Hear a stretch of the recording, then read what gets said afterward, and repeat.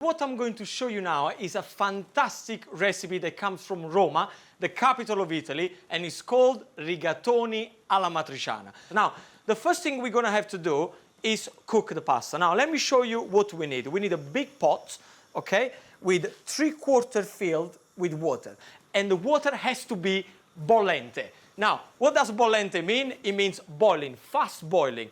Once we got the water bollente, now we're going to have to season it. And it's very important to do this because otherwise the pasta is going to be very tasteless. For every 4.5 liters of water, you want a good 2 tablespoons of salt. Okay? The salt goes in there. Very, very simple. Now, the pasta I'm going to cook, they called rigatoni rigati. Now, have a look at this rigatoni, okay? If you see here, they have all these ridges. What's going to happen? The sauce is going to actually stuck to the pasta, and it's going to be absolutely beautiful. That's why I like this one. And the tube, all the pancetta, the onion, everything is going to get there, so you're going to get a maximum flavor. So, simply, boil in water with salt, the rigatoni goes in straight away. Okay? Now, for the sauce, you need a frying pan. Make sure that it's hot. In there, we're going to drizzle a little bit of olive oil. And please don't use extra virgin because you're absolutely wasting your money. Use a good olive oil, and this will do the job. Now, as soon as the olive oil gets hot, what we want you to add is these red sliced onions. Now, what you want from the onion is to make sure that you get a nice sizzle and you start to color them so they also become nice and soft. Now, cook the onions for probably about 30 to 40 seconds before you add the pancetta. You just want to get the color going. When the onions get nice and soft, we add in the pancetta. And what we want from the pancetta is that it becomes all nice and crispy. I want all the fat from the pancetta to go into the onion, and that's what's going to give a great flavor. As soon as the pancetta starts to kind of color all around, we add in the dry chili flakes. Now, you can use the fresh one if you want, of course, but I like the dry one because they're easy to store. You can leave them in the cupboard, and whenever you need them, just bang, put them in. So a couple of pinches of chili flake, and this is going to give you the little kick, the little spiciness that you want. So toss all together.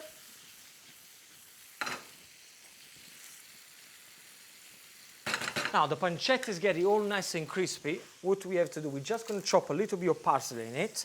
Now, what you want is a big knife like that with a curve, so then when you chop it, one hand stays on the handle and the other one stays on top of the knife, okay? And what you want to do is very simple. It's going up and down like that.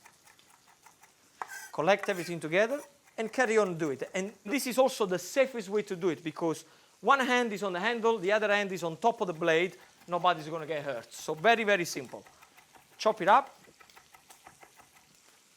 Get everything together.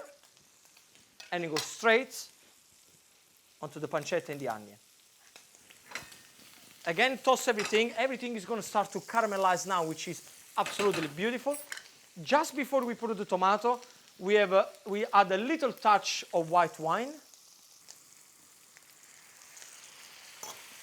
Let it simmer for probably about a minute. And it's very, very important that you do that because what you want to do, you want it to evaporate the alcohol in the wine. Otherwise, it will be bitter into the sauce. So whenever you add the wine, make sure that you add it before you add any tomato or any other juice, okay? Now, as you're waiting for the wine to evaporate, of course, keep always an eye on the pasta. Remember, we wanted the pasta nice and al dente, like the Italian eat pasta. And one of the biggest tips I can give you, make sure that you cook the pasta at least 1 minute less than is instructed on the packet. And then you know that it's going to be al dente. Now, the sauce is ready. Look at this color, beautiful. The chili, the onion, the pancetta, the wine. It smells amazing. Now, at this point, we got the tinned cherry tomato. And I use the one in the tin. Number one, because it's very easy. Okay? You get a tin, you open it, you make the sauce. But also the most important thing, if I use the fresh one, it will be far too much watery and it's not going to work for this recipe. So the cherry tomato, they go in. like that. And the other thing, make sure whenever you make an Italian sauce that you are not going to take the pasta and coat it with the sauce and it's going to be like the pasta underneath and the sauce completely covering the pasta, like being in a bath of sauce. You don't want that. Italians, we gently coat the pasta with the sauce, so not too much sauce when you prepare a plate of pasta. The pasta is cooked. Very simple. What you got? Get a colander in the sink and drain the pasta.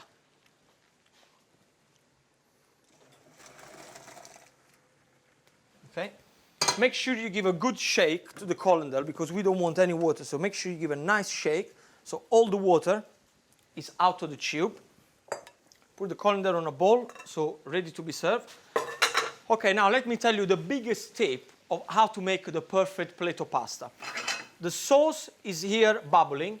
It's very important that the pasta goes into the sauce. Never put the sauce on top of the pasta. It's very important to do that because we need to allow the sauce to coat the pasta, all the flavor getting together.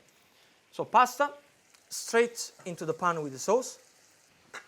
And then what you want to do, very simple, just toss everything together and allow all this beautiful flavor to coat the pasta. So my plate of pasta is ready. Serving plate, serving spoon, very, very simple. You pick up the pasta, go straight into the plates. Look at that. If you cook this one by yourself or if you are with your friends, you are in for a treat. Pour all the pancetta, the cherry tomato. This is just smells and looks fantastico.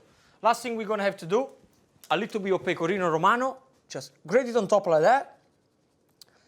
And the job is done. Guys, this is how we prepare rigatoni alla matriciana. Buon appetito!